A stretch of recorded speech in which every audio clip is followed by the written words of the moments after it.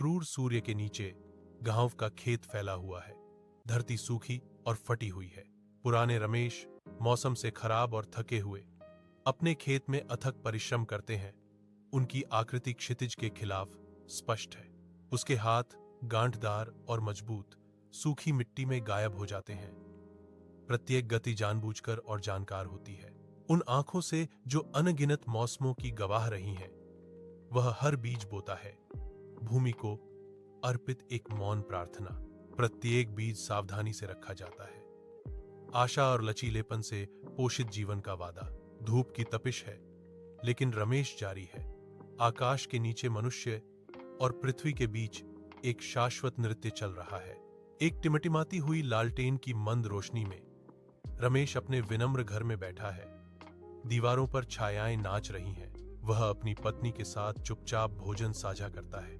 उनका बंधन छोटे से कमरे में एक स्पष्ट उपस्थिति है। गांव आजकल शांत लग रहा है। रमेश ने कहा। उनके शब्द शांत हवा में तैर रहे थे। उसकी पत्नी विनम्रता से जवाब देती है, हाँ, फसल हो गई है। हर कोई आराम कर रहा है। चिंता रमेश के चेहरे पर लकीरें खींचती है, क्योंकि वह सोचता है, मैं आने वाली सर्दी के बारे में चिंतित हूं। क्या यह कठोर होगी? रमेश के आते ही सूरज गांव को नहला देता है। एक नए दिन का वादा उसके अनुभवी चेहरे पर अंकित है। ग्रामीण एकत्रित होते हैं। उनकी आवाजें ग्रामीण जीवन की पृष्ठभूमि के खिलाफ एक कोमल गुंजन करती हैं, क्योंकि वे प्राचीन कुएं से पानी खींचते हैं। रमेश, ज्ञान का प्रतीक, करीब आता है।